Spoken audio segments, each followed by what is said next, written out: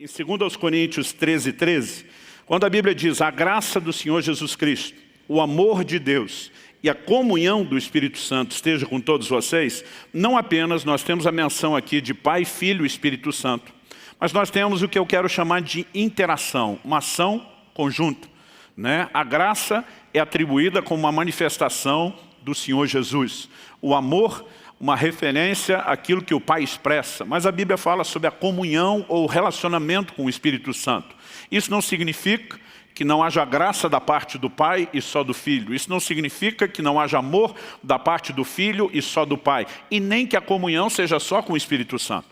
Em 1 de João, a Bíblia fala a respeito da comunhão com o Pai e com o Filho, né? No entanto, o que nós percebemos é uma visão clara, intencional, recorrente na Bíblia, de apresentar uma interação entre as pessoas da Trindade, uma ação conjunta. Muitas vezes nós vamos ver, e eu vou dar muitos exemplos aqui, né, que a cada um deles parece estar sendo atribuída a mesma função, o mesmo papel. Às vezes um outro olhar nos permite ver aspectos distintos daquela função ou daquele papel e, no final, a visão acaba sendo de interação. Então, em primeiro lugar, se você estiver anotando, eu quero apresentar a visão da interação já lá no início, na criação. Alguns textos apontam para a pessoa do Pai, outros textos para a pessoa do Filho, outros para a pessoa do Espírito Santo, quando o assunto é criação. Em relação ao Pai, 2 versículos, um do Antigo, um do Novo Testamento. Neemias 9:6 diz: só tu és o Senhor, fizeste o céu dos céus e todo o seu exército, a terra e tudo que nela há, os mares e tudo que há neles. Tu conservas a todos com vida e o exército dos céus te adora. Depois Paulo pregando em Atenas, o registro está em Atos 17:24. Ele diz: o Deus que fez o mundo e tudo o que nele existe, sendo ele Senhor do céu e da terra, não habita em santuários feitos por mãos humanas, né? O Deus que fez o mundo e tudo que nele existe, atribuído à pessoa de Deus, o Pai. Mas em João, no capítulo 1, dos versos 1 a 3, nós lemos: no princípio era o Verbo, e o Verbo estava com Deus, e o Verbo era Deus. Ele estava no princípio com Deus. Todas as coisas foram feitas por Ele, e sem Ele nada do que foi feito se fez. Aqui, o Verbo é a apresentação do próprio Jesus. Em Colossenses capítulo 1, de 15 a 17, novamente, se você observar o contexto, vai perceber que se fala a respeito de Jesus, a Bíblia diz: Ele é a imagem do Deus invisível, o primogênito de toda a criação. Pois nele foram criadas todas as coisas, nos céus e sobre a terra, as visíveis e as invisíveis, sejam tronos, sejam soberanias, quer principados, quer potestades. Tudo foi criado por meio dele e para ele. Ele é antes de todas as coisas e nele tudo subsiste. Já outros 2 versículos, Jó 33:4 e o Salmo 104:30 apontam para a ação do Espírito Santo. Jó 33:4 diz: o Espírito de Deus me fez e o sopro do Todo-Poderoso me dá vida. No Salmo 104:30, falando sobre os animais, a Bíblia diz: envias o teu Espírito, eles são criados e assim renovas a face da terra. Interessante quando a gente fala sobre a interação da Trindade na criação, não é apenas o fato de que é atribuído tanto ao Pai, ao Filho e ao Espírito Santo, né, a execução da criação, mas é também um conceito onde os papéis executados por cada um são diferentes. Por exemplo, a ideia do planejamento de todas as coisas é atribuída a Deus o Pai, né? Nós olhamos, por exemplo, para a pessoa de Jesus e Ele é o Verbo, a palavra criativa em ação. Mas a execução dessa obra é atribuída ao Espírito Santo. Nas sábias palavras do nosso saudoso pastor Francisco, ele diz que a ação da Trindade na criação é algo parecido com uma construção, onde você tem o arquiteto planejando, o mestre de obras que pega o plano e dá a voz de comando, e o pedreiro que executa, né? Nessa analogia, Francisco dizia: o Pai é o arquiteto, Jesus é o mestre de obras e o Espírito Santo é o pedreiro. Ele tinha essa graça de simplificar as coisas. E quando olhamos para as Escrituras, de fato, nós encontramos essa ideia. Por exemplo, o planejamento de tudo, inclusive da criação, é atribuído ao Pai. Em Provérbios, no capítulo 8, né, a sabedoria começa a falar de forma personificada, como estando ao lado de Deus em toda a criação. E no versículo 30 nós lemos essa declaração: eu estava com ele e era o seu arquiteto. A sabedoria falando a respeito do planejamento. Essa ideia de um arquiteto é usada. Já em relação ao Filho, João capítulo 1, verso 10, e aqui eu vou mudar o versículo só para não repetir João 1, de 1 a 3. O texto diz: o verbo estava no mundo, o mundo foi feito por meio dele, mas o mundo não o conheceu. Aqui é uma relação entre ele como verbo, a palavra, e o mundo sendo feito por ele.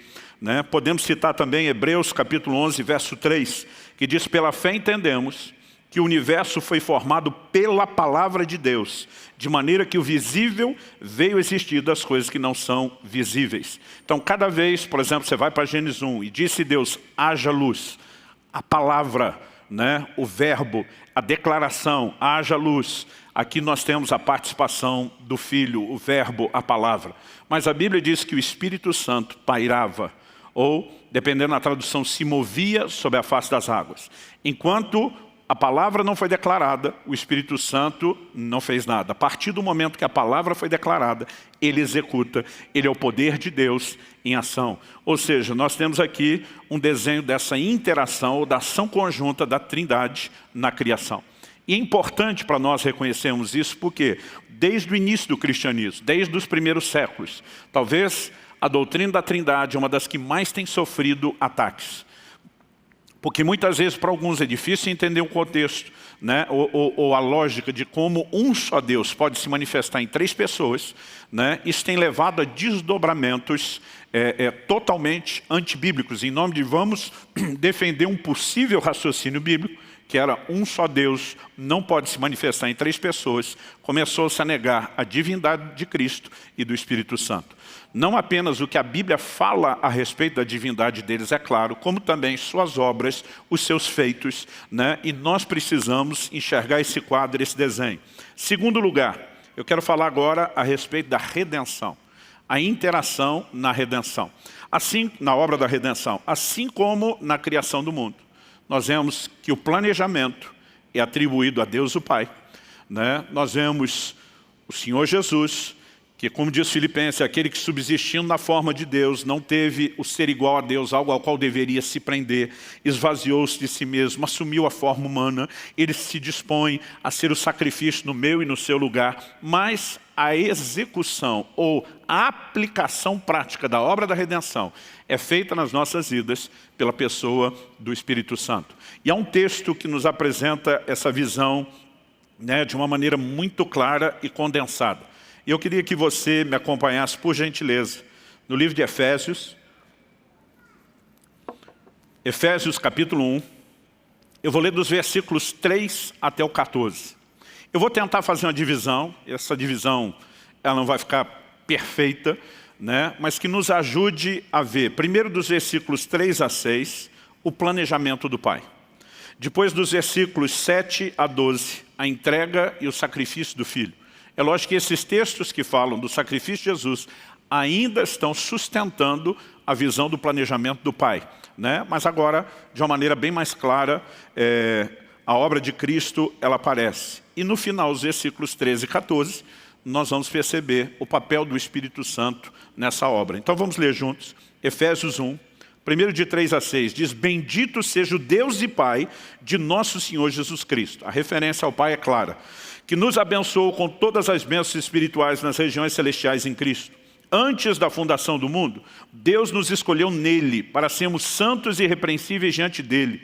Em amor nos predestinou para ele, para sermos adotados como seus filhos por meio de Jesus Cristo, segundo o propósito da sua vontade, para o louvor da glória da sua graça, que ele nos concedeu gratuitamente no amado. Esse o amado aqui é Cristo. Então, o texto tanto está falando do planejamento do Pai, como o sacrifício de Jesus. A ênfase maior é um Deus que nos escolheu nele antes da fundação do mundo, quando nada existia, nos predestinou para ele. O texto fala do propósito da sua vontade, ou seja, tudo isso foi planejado. Depois, a partir dos versos 7 a 12, nele aqui é a continuação do raciocínio do verso 6, o amado que é Cristo. Então, no nele, leia-se em Cristo. Nele temos a redenção pelo seu sangue, a remissão dos pecados, segundo a riqueza da sua graça, que Deus derramou abundantemente sobre nós em toda sabedoria e entendimento.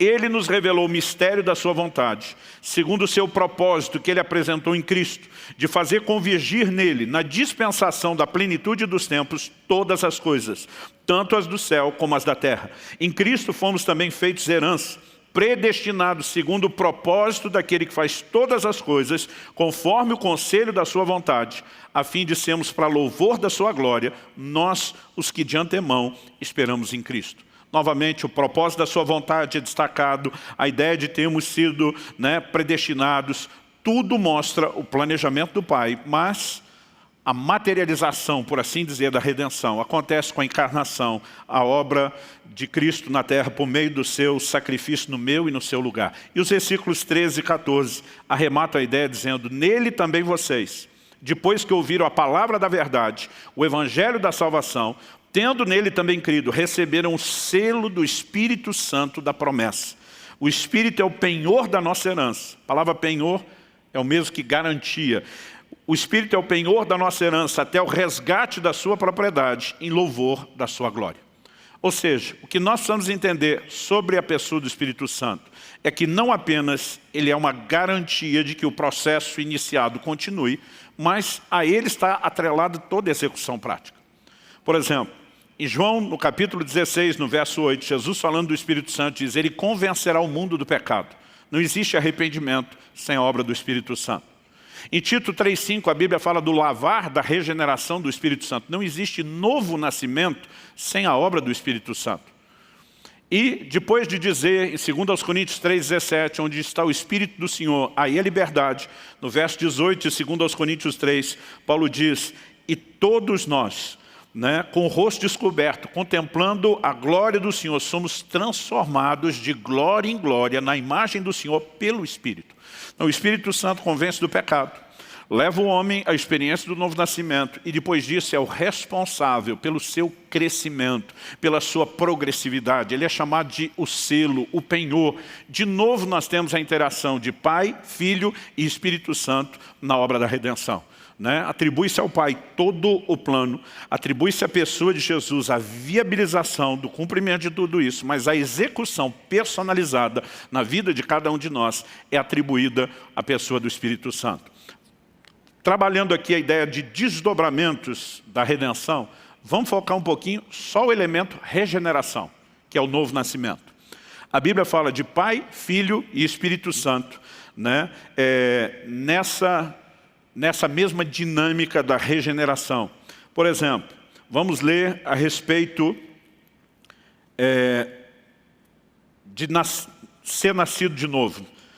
1 de João 2,29, a Bíblia diz, todo aquele que pratica a justiça é nascido de Deus. Então fala de um nascimento que procede de Deus. Mas em João, no capítulo 1, dos versos 11 a 13, a Bíblia diz, veio para o que era seu, os seus não o receberam. Mas a todos quantos o receberam, deu-lhes o poder de serem feitos filhos de Deus, a saber, aos que creem no seu nome, os quais não nasceram do sangue, nem da vontade da carne, nem da vontade do homem, mas de Deus. Então aqui não só vemos a vontade de Deus no novo nascimento, mas a Bíblia está dizendo que Jesus, ou a todos quantos o receberam, Ele lhes deu o poder de serem feitos seus filhos.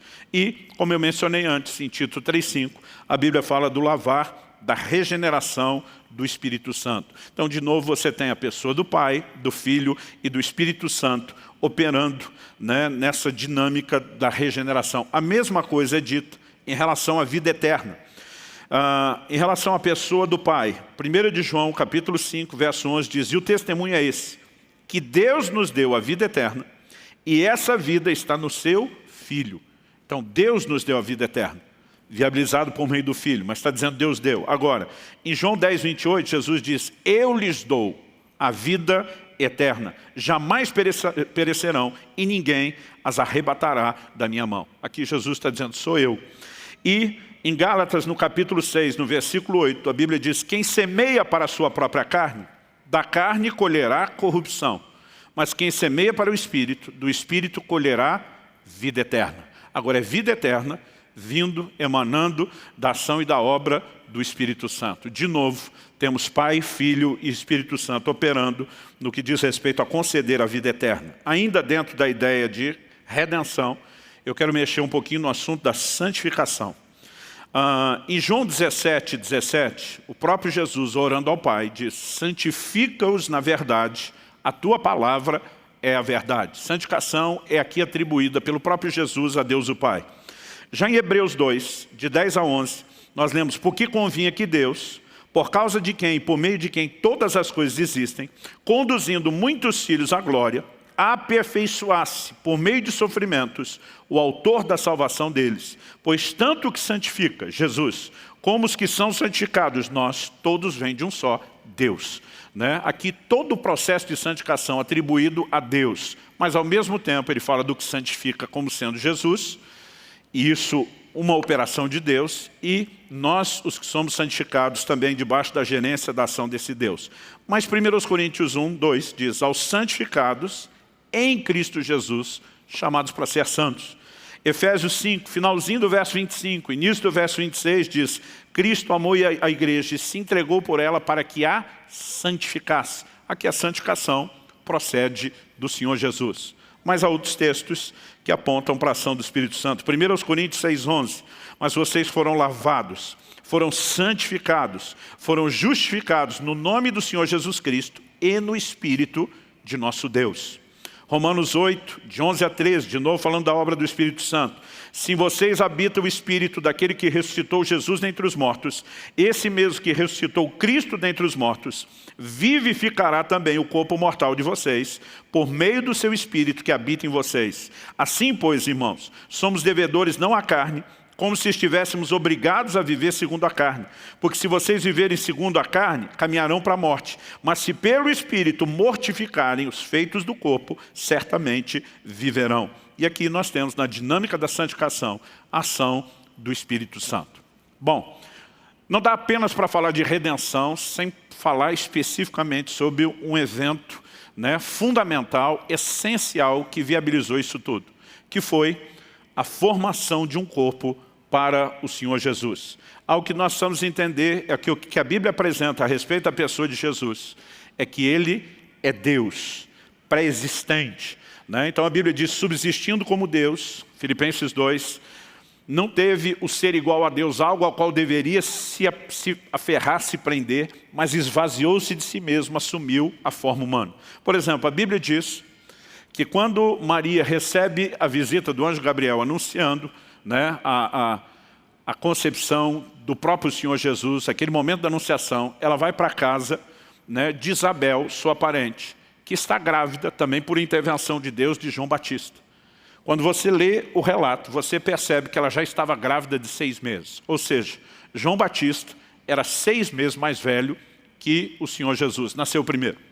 Mas quando ele apresenta Cristo, ele aponta o dedo e diz: ele já era ou já existia antes de mim. O que a Bíblia está falando não é sobre o tempo na terra, está falando sobre sua pré-existência. Agora, algo que nós precisamos entender sobre o corpo, o aspecto humano de Jesus, é que um dia esse corpo foi gerado. Por exemplo, um elemento que virou munição para muito debate sobre a divindade de Cristo, se ele era ou não Deus, é a expressão que nós lemos de Colossenses 1, que o chama de o primogênito da criação. O início, a primeira das suas obras. Então dizia: se é criado, não é Deus. A Bíblia não está falando que ele, como pessoa, Deus em essência, tenha sido criado, mas houve um momento onde um corpo lhe foi formado. E o livro de Hebreus, citando uma profecia messiânica do Velho Testamento, diz assim, Hebreus 10:5: por isso, ao entrar no mundo, Cristo disse: sacrifício e oferta não quiseste, mas preparaste um corpo para mim. A versão que estou lendo, Nova Almeida atualizada, diz: preparaste um corpo para mim. Outras versões diz: antes um corpo me formaste. Então o que teve início e foi formado foi um corpo para Jesus. Até a formação desse corpo tem a interação da Trindade. Sem contar a declaração de que o próprio Deus preparou um corpo, que nós já lemos e é óbvio, nós também entendemos que o Pai está por trás de todo o planejamento. Mas, assim como na criação, a execução do plano do Pai precisava de outros 2 elementos: a liberação da palavra e a ação do Espírito Santo. haja luz, a palavra liberada, o Espírito que se move sobre a face das águas está lá produzindo o resultado e executando a palavra. Na ocasião em que o anjo Gabriel aparece a Maria, na ocasião da anunciação, Lucas capítulo 1, eu vou ler o verso 35 e na sequência o 38 diz assim: o anjo respondeu, o Espírito Santo virá sobre você e o poder do Altíssimo a envolverá com a sua sombra. Por isso também o ente santo que há de nascer será chamado Filho de Deus. Verso 38 diz, então Maria disse, aqui está a serva do Senhor, que aconteça comigo o que você falou, e o anjo foi embora. Outras traduções, em vez de que aconteça comigo o que você falou, diz que se cumpra em mim segundo a sua palavra. Quem é o anjo? Um mensageiro. O que ele carrega? Uma palavra de Deus. Maria disse que a palavra produza o seu efeito. Eu me abro à operação da palavra. E o anjo já tinha anunciado o que aconteceria depois.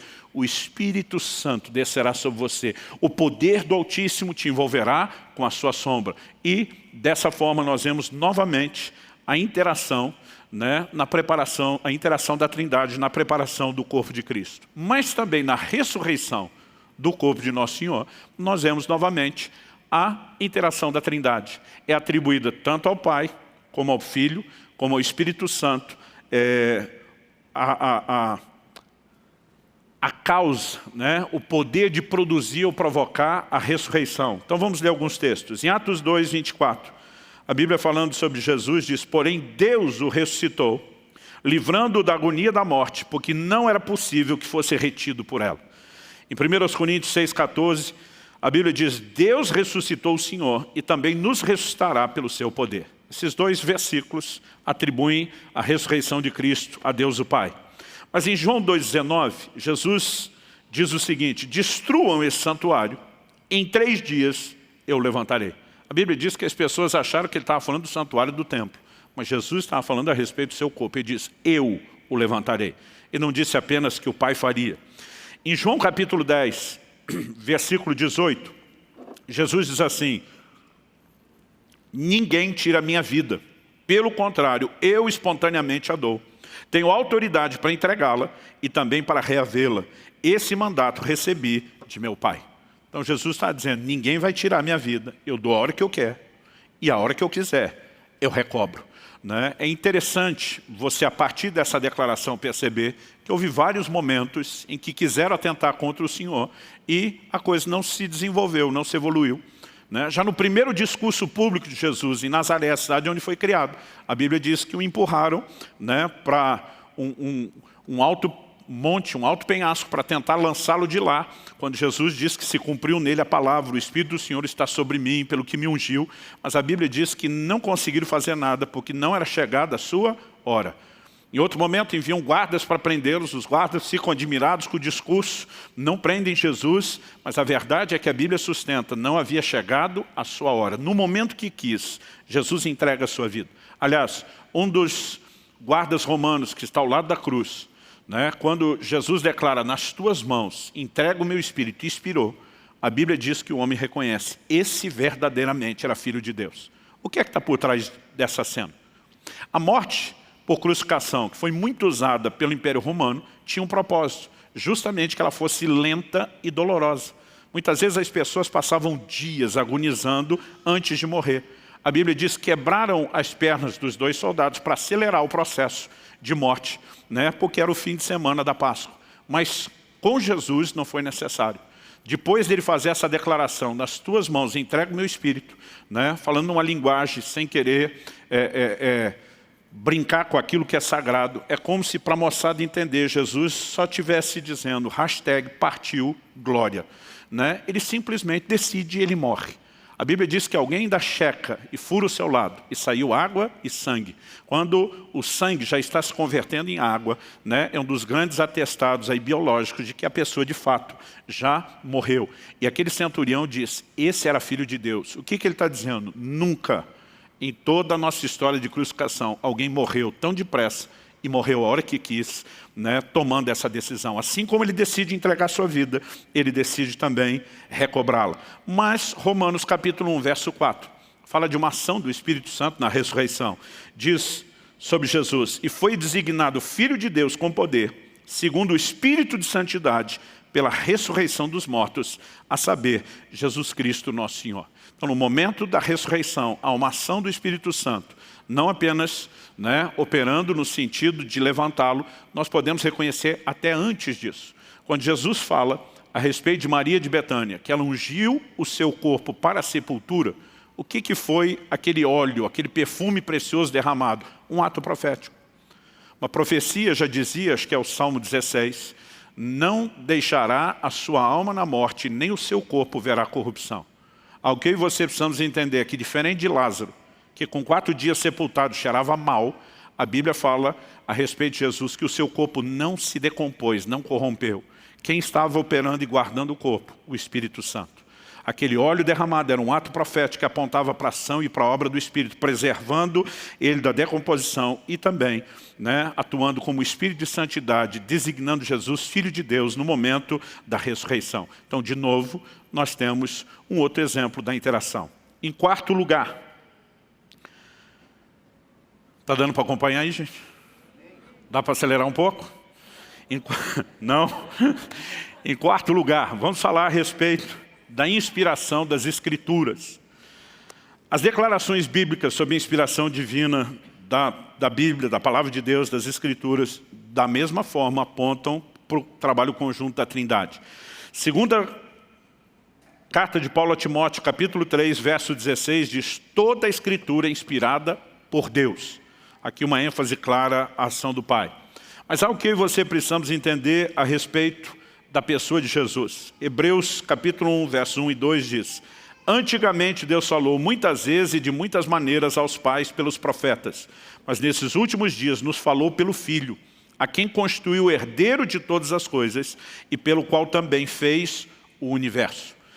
Vamos pensar que é uma revelação de Deus que precede a vinda de Cristo. Nós temos por meio de Moisés a entrega da lei. Moisés é considerado não apenas o grande legislador, mas o grande profeta. Estabeleceu e trouxe da parte do Senhor tudo aquilo que regulamentava, não apenas a maneira do povo relacionar com Deus, mas entre si.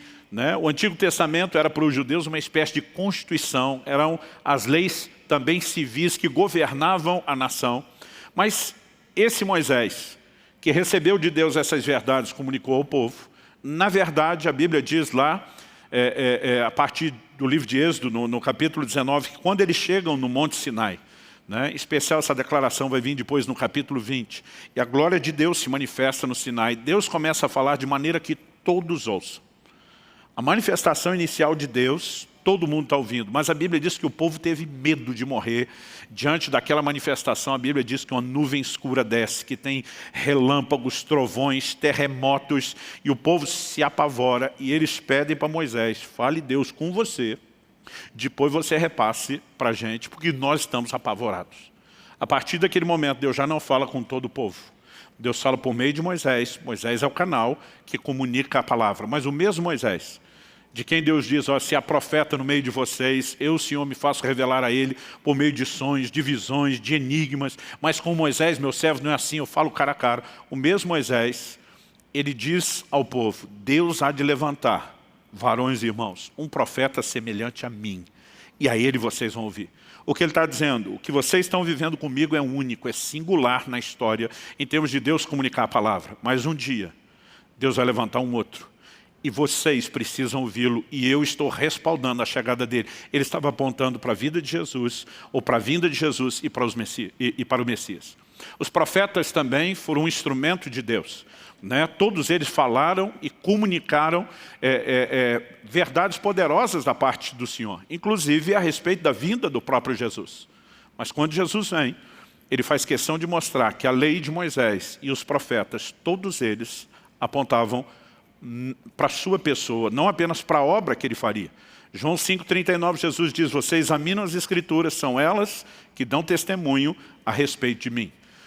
Sandro estava chamando a nossa atenção numa conversa no intervalo do culto anterior, e eu me lembrei de algo que eu ouvia meu pai falar muito desde que eu era criança. Quando no Monte da Transfiguração, a Bíblia fala de Moisés e Elias aparecendo. Nós temos os dois maiores vultos do Velho Testamento, que representam a lei e os profetas. Tudo isso apontando e convergindo para uma nova revelação A manifestação da graça por meio de Jesus Cristo. É por isso que João, logo no capítulo 1, diz que a lei foi dada por intermédio de Moisés. Graça e a verdade, porém, por meio de Jesus. Então Jesus é a expressão da palavra, não apenas no sentido de que ele é o verbo. Mas quando Cristo se levanta diante dos judeus, começa a dizer, ouviste o que foi dito aos antigos, lei de Moisés. Mas ele diz, eu porém vos digo, ele está mostrando o quê? Há um novo padrão. Hebreus capítulo 7, verso 12 diz que onde há mudança de sacerdócio, a mudança de lei. E agora Cristo pontua, né, uma revelação, ou que podemos chamar, isso sim, né, de uma atualização das Escrituras. Alguém recentemente falou uma bobagem como se isso tivesse que acontecer hoje. O único momento onde uma atualização das Escrituras aconteceu foi quando houve mudança de aliança, mudança de sacerdócio. E Cristo comunica essa revelação. Então Deus nos falou pelo Filho. Mas a respeito da obra do Espírito Santo, por exemplo, Jesus, em Marcos 12, 36, diz que Davi falou pelo Espírito Santo. Quando ele se refere aos Salmos, ele usa, né, e acredita por trás da fala de Davi a inspiração do Espírito Santo. A mesma coisa que Pedro diz em 2 de Pedro, capítulo 1, versos 20 e 21. Ele diz, primeiramente, porém, saibam que nenhuma profecia da Escritura provém de interpretação pessoal, porque nunca, jamais, qualquer profecia foi dada por vontade humana. Entretanto, homens falaram da parte de Deus, movidos pelo Espírito Santo. Então nós vemos a inspiração das Escrituras atribuídas ao próprio Deus, Pai, né, a pessoa de Jesus e também ao Espírito Santo. Em quinto lugar, em primeiro lugar nós falamos da criação, em segundo lugar da interação na redenção, em terceiro a formação de um corpo para Jesus, em quarto a inspiração das Escrituras, em quinto lugar a habitação divina nos cristãos. Né? Isso também é um fato apresentado nas Escrituras como sendo mais uma das áreas de interação ou da ação conjunta da Trindade. Efésios 4:6 fala a respeito do Pai. Há um só Deus e Pai de todos, o qual é sobre todos, age por meio de todos e está em todos. Esse em do lado de dentro, habitando em nós. Em 1 de João 4:12, a Bíblia diz, nunca ninguém viu a Deus. Se amarmos uns aos outros, Deus permanece em nós e o seu amor é em nós aperfeiçoado. Então, a habitação divina atribuída aqui como a referência à pessoa de Deus o Pai. Mas olha o que Jesus diz em João 14, 23. Se alguém me ama, guardará minha palavra, e o meu Pai o amará, e viremos para ele e faremos nele morada. Aqui Jesus não está apenas dizendo, olha, quando a Bíblia diz que é o Pai, é o Filho, é o Espírito Santo que habita, é apenas porque os três são um. Mas ele diz, viremos, eu e o Pai, para ele, e faremos nele morada. Em Efésios, no capítulo 3, no versículo 17, a Bíblia diz, e assim pela fé, que Cristo habite no coração de vocês, estando vocês enraizados e alicerçados em amor. Então, de novo, que Cristo habite no coração de vocês. Mas a mesma Escritura pontua a habitação de Deus em nós na pessoa do Espírito Santo. 1 Coríntios 3,16 diz, vocês não sabem que são santuário de Deus e que o Espírito de Deus habita em vocês? Depois em Efésios 2:22, nele também vocês estão sendo edificados, junto com os outros, para serem morada de Deus no Espírito. Então aqui, morada de Deus no Espírito, na pessoa do Espírito Santo. Meu querido, pensa que privilégio eu e você carregamos. Não apenas ser salvos, não apenas ter o nome escrito no livro da vida do Cordeiro, mas ter, né, Deus na pessoa do Pai, do Filho e do Espírito Santo habitando dentro de cada um de nós. E Deus não veio habitar em mim e você porque Ele estava precisando de algum lugar para morar de graça sem pagar aluguel. Ele vem com um propósito. E aí você vai ter interação das pessoas da Trindade que habitam em você. É a graça de Jesus, é o amor do Pai, é comunhão com o Espírito Santo. Tudo isso sustenta, né, a doutrina bíblica da Trindade. Em sexto lugar, vamos falar da interação no serviço dos santos. Esse texto eu gostaria que você abrisse comigo. Primeira carta de Paulo aos Coríntios, capítulo 12. Do verso 4 até o 6.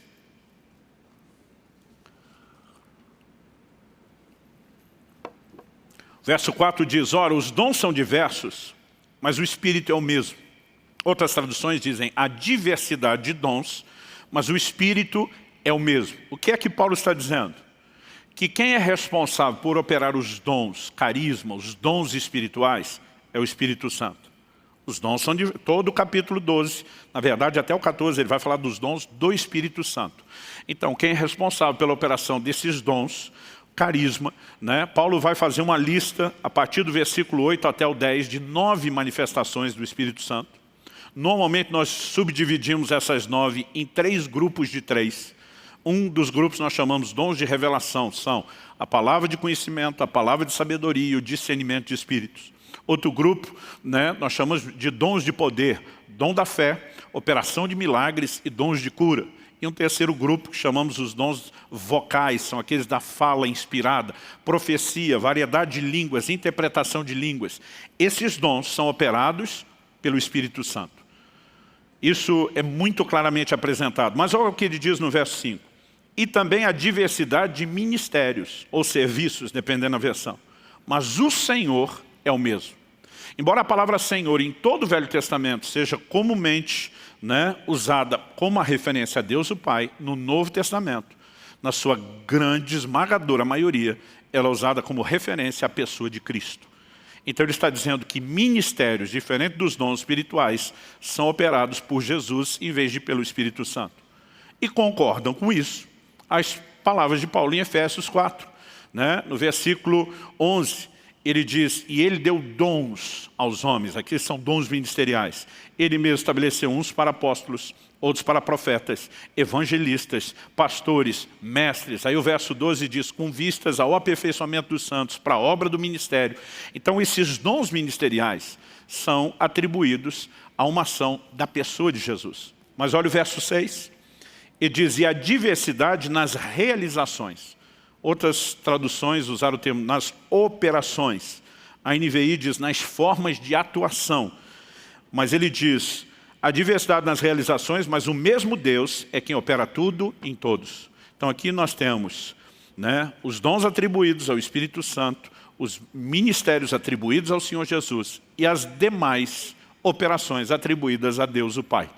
Então, nós não podemos simplesmente juntar, misturar isso tudo e dizer, tem uma lista de dons com todos eles. Eu já li muita literatura cristã, onde o pessoal vai fazendo uma lista e misturando tudo, né? São dons distintos, a manifestação de cada um deles é distinta. Alguém me perguntou outro dia, pastor, quais são essas realizações? Eu falei, tudo que não for os 9 dons do Espírito, e não for os 5 dons ministeriais, pode jogar nessa lista. 1 Coríntios 12, Paulo fala de socorros e governos, né? Pode jogar para aquela lista. E em Romanos 12, ele fala do que exerce misericórdia, socorro, mas ele fala do que preside, governo, pode trabalhar nessa lista. Então, a Bíblia fala do que contribui. Embora a contribuição seja a responsabilidade de todos os crentes, alguns têm isso como uma operação da graça de Deus nele. Agora, não é um dos 9 dons do Espírito Santo, não é um dos 5 dons ministeriais. Então nós vemos a interação da Trindade, mesmo no que diz respeito ao serviço do crente e à manutenção, à edificação, né, dos santos, daqueles que foram salvos. Falando ainda da obra do ministério, quanto ao poder, por exemplo, para operar milagres, a ação conjunta da Trindade também é vista. Olha o que a Bíblia diz em Atos 15, 12. Toda a multidão silenciou, passando a ouvir Barnabé e Paulo, que contavam quantos sinais e prodígios Deus tinha feito por meio deles entre os gentios. Quem fez os sinais e prodígios? Deus por meio deles. Atos 19, 11. Deus, pelas mãos de Paulo, fazia milagres extraordinários. Quem fazia? Deus. Através de quem? Das mãos de Paulo. Hebreus 2,4. Também Deus testemunhou juntamente com eles, por meio de sinais, prodígios, vários milagres e distribuição do Espírito Santo, segundo a sua vontade. Quem fez isso? Deus o Pai. No entanto, há textos que apontam, né, para a operação do próprio Senhor Jesus, inclusive o uso do seu nome. Em Lucas 10, 17, a Bíblia diz que os 70 voltaram cheios de alegria, dizendo, Senhor, em seu nome, os próprios demônios se submetem a nós. Né? Antes mesmo da grande comissão, depois da ressurreição, de Jesus dizer, vão por todo mundo, preguem o evangelho a toda criatura, em meu nome expulsem demônios, vão impor as mãos sobre os enfermos, vão curá-los. Os discípulos já tinham sido enviados, ainda durante o ministério de Jesus, para operarem no seu nome e já tinham resultados. Em Atos 4:30, os apóstolos, depois de saírem da prisão, de terem sido ameaçados para não pregar o nome de Jesus, a Bíblia diz que eles oram assim: agora, Senhor, olha para as ameaças deles e concede aos teus servos que anunciem a tua palavra com toda ousadia, enquanto estendes a tua mão para fazer curas, sinais, prodígios, por meio do nome do teu santo servo Jesus. Aqui nós temos claramente o nome de Jesus, né, por trás dessas manifestações. Mas a Bíblia também fala a respeito da ação do Espírito Santo. Em Romanos 15:19, Paulo diz: para conduzir os gentios à obediência, por palavras e por obras, por força de sinais e prodígios, pelo poder do Espírito de Deus.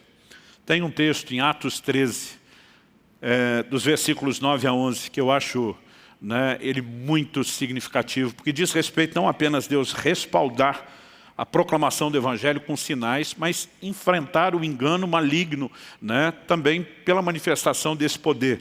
A Bíblia diz assim: mas Saulo, também chamado Paulo, cheio do Espírito Santo, olhando firmemente para Elimas, era um mágico que estava tentando impedir o procônsul Sérgio Paulo de receber o Evangelho, olhando firmemente para Elimas, disse: ó filho do diabo, cheio de todo engano e de toda maldade, inimigo de toda justiça, porque você não deixa de perverter os retos caminhos do Senhor? Eis que agora a mão do Senhor está contra você, e você ficará cego, não vendo o sol por algum tempo. A Bíblia diz: no mesmo instante caiu sobre ele névoa e escuridão, e andando em círculos, procurava quem o guiasse pela mão. A Bíblia vai dizer que o procônsul, maravilhado, creu, né, na doutrina do Senhor. E aqui nós temos Paulo cheio do Espírito Santo, sendo movido não apenas com ousadia humana, mas debaixo de autoridade de Deus para operar esse sinal. O mesmo pode ser dito das manifestações proféticas. Elas também estão atreladas à ação conjunta, à interação de Pai, Filho e Espírito Santo. Em relação ao Pai, em Lucas 1, 68 a 70, profecia de Zacarias, pai de João Batista, ele diz: bendito seja o Senhor Deus de Israel, porque visitou e redimiu o seu povo e nos suscitou plena e poderosa salvação na casa de Davi, seu servo, como havia prometido desde a antiguidade por boca dos seus santos profetas. Então quem prometeu a salvação foi Deus pela boca dos profetas.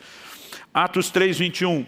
Diz: o qual é necessário que o céu receba até os tempos da restauração de todas as coisas, de que Deus falou por boca dos seus santos profetas desde a antiguidade. Então Deus, pela boca dos profetas, falou. Mas, Lucas 21, 14 e 15, Jesus diz assim: tomem, pois, a decisão de não se preocupar com o que irão responder, porque eu lhes darei palavras e sabedoria, a que não poderão resistir nem contradizer todos os que se opuserem a vocês. Jesus está dizendo: eu vou dar palavra a vocês, eu vou dar boca e sabedoria a que não vão poder resistir. E segundo aos Coríntios 13, 3, Paulo diz: visto que vocês buscam provas de que Cristo fala em mim.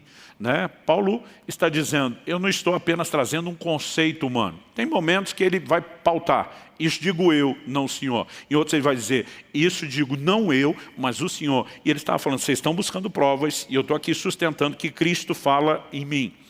Em relação ao Espírito Santo, em 1 Coríntios 12, 3, a Bíblia diz: por isso quero que entendam que ninguém que fala pelo Espírito de Deus, no capítulo que ele vai falar dos dons de profecia, ele usa o termo fala pelo Espírito de Deus. Ninguém que fala pelo Espírito de Deus afirma anátema Jesus. Por outro lado, ninguém pode dizer sim ou Jesus, senão pelo Espírito Santo. Paulo está ajudando a pontuar quando reconhecemos uma expressão profética. Ele diz: se é o Espírito Santo, não vai jogar contra o patrimônio, não vai falar mal de Jesus, vai promover o seu senhorio. Enquanto ele está dando subsídio, né, para que eles entendam e julguem a profecia, ele mostra e apresenta a frase falar pelo Espírito Santo. Em Mateus 10, de 18 a 20, Jesus diz: por minha causa, vocês serão levados à presença de governadores e de reis, para lhes servir de testemunhos a ele e aos gentios. E quando entregarem vocês, não se preocupem quanto a como ou que irão falar, porque naquela hora lhes será concedido o que vocês dirão. Afinal, não são vocês que estão falando, mas o Espírito do Pai de vocês é quem fala por meio de vocês. Eu acho linda essa interação. Jesus diz: eu, Jesus o Filho, estou enviando vocês. O Pai, que planejou que a igreja avance, já deu recursos e o Espírito Santo estará em vocês e vai falar por meio de vocês. O tempo todo nós vemos a interação da Trindade. Se puder destacar um último elemento para terminar, há uma interação na vida cristã. Por exemplo, vamos falar a respeito de oração. Jesus diz em João 16, 23, se pedirem ao Pai alguma coisa em meu nome, Ele lhes concederá. Qual a dinâmica? Jesus diz, vocês vão ao Pai, mas usam o meu nome. O livro de Hebreus diz que é por causa do sangue, do sacrifício de Jesus, que nós podemos, entrar com ousadia no Santo dos Santos. A linguagem do Santo dos Santos não significa muito para mim e para você, mas para os judeus, o povo hebreu, que entendia o que era a lei, somente uma pessoa, o sumo sacerdote, uma vez por ano apenas, no dia da expiação, ele poderia entrar no Santo dos Santos.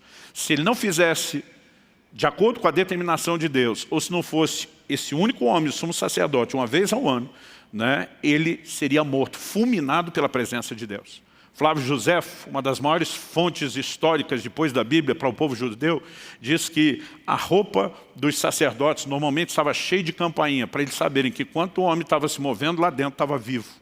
E que ele entrava amarrado por uma corda, porque se fosse fulminado, ninguém tinha coragem de entrar para tirá-lo, eles iriam puxar pela corda. Todo mundo tinha um respeito e uma reverência gigantesca pelo outro lado do véu. Mas quando Jesus brada na cruz, está consumado, a Bíblia diz que o véu se rasgou de alto a baixo. Deus está dizendo, minha presença não está mais restrita, ninguém precisa ter medo. E o livro de Hebreus diz que nós podemos entrar com ousadia. Meu querido, quando você ora em nome de Jesus, você não é como um mendigo, estendendo um chapéu, esperando uma esmola. A Bíblia diz que nós podemos entrar com ousadia. Agora, nós usamos o nome de Jesus para se dirigir ao Pai, e a Bíblia fala do Espírito Santo atuando na vida de oração. Romanos 8, 26, 27, diz, nós não sabemos orar como convém, mas o Espírito intercede por nós, até com gemidos inexprimíveis. Então eu fico pensando nessa dinâmica. Eu vou ao Pai, eu uso o nome de Jesus, auxiliado pelo Espírito Santo. De novo, a Trindade é a operação no exercício da vida cristã. A graça de Jesus, o amor do Pai, a comunhão do Espírito Santo. Agora voltamos a falar de vida cristã e relacionamento, não só de serviço. Em todas essas 7 áreas que destacamos, nós vemos a interação da Trindade. Pastor, não vou conseguir lembrar isso tudo quando eu sair daqui. Tenho certeza que não. Até eu precisei escrever isso tudo, porque não ia conseguir lembrar, mesmo estudando o assunto por anos. Então, qual a minha intenção? É montar aqui a visão, um quadro geral, que não apenas sustente a doutrina da Trindade, mas mostre a recorrência, a insistência, a harmonia que a palavra de Deus traz no assunto, onde não deveria haver dúvidas no nosso meio. Mas a ideia hoje também não é só gerar instrução e explicação, porque algo que eu e você precisamos é também de fé. E a fé vem por ouvir a palavra de Deus. Então, muito mais do que apenas saber o que a Bíblia fala sobre a Trindade, quanto mais eu e você somos expostos à palavra de Deus, mais isso gera fé no nosso coração. Não apenas uma consolidação mental das doutrinas, mas a fé do coração que precisa estar acesa. E ainda que com tudo isso você não veja todo o proveito, eu particularmente acredito que estamos obedecendo a direção de Deus, ao estabelecer essa fundamentação nessas 2 palavras a respeito da Trindade e tentando te levar a uma compreensão de que a doutrina da Trindade é essencial ao cristianismo, ao relacionamento com Deus, a uma interpretação clara da palavra de Deus. Vamos orar? Pai, oramos por graça e favor do Senhor sobre a vida de cada um dos nossos irmãos e irmãs. Eu sei que temos pessoas com níveis diferentes de maturidade. Alguns que já caminham com o Senhor há tanto tempo, já são adultos que estão prontos para receber alimento sólido, outros que estão no início da caminhada, talvez ainda precisando de leite. Só o Senhor pode conseguir trazer essa aplicação prática no coração de cada um. Quando tratamos no auditório tão diverso, das pessoas que estão aqui, dos que nos acompanham pela internet, quando tratamos de uma forma genérica, com tanta diversidade. Mas nós cremos e confiamos na ação do Teu Espírito, de trazer a devida aplicação. Oramos por fundamentação clara das doutrinas da Tua Palavra na nossa vida e que isso também nos auxilie num relacionamento prático com o Senhor. É o clamor do nosso coração, em nome do Senhor Jesus. Amém.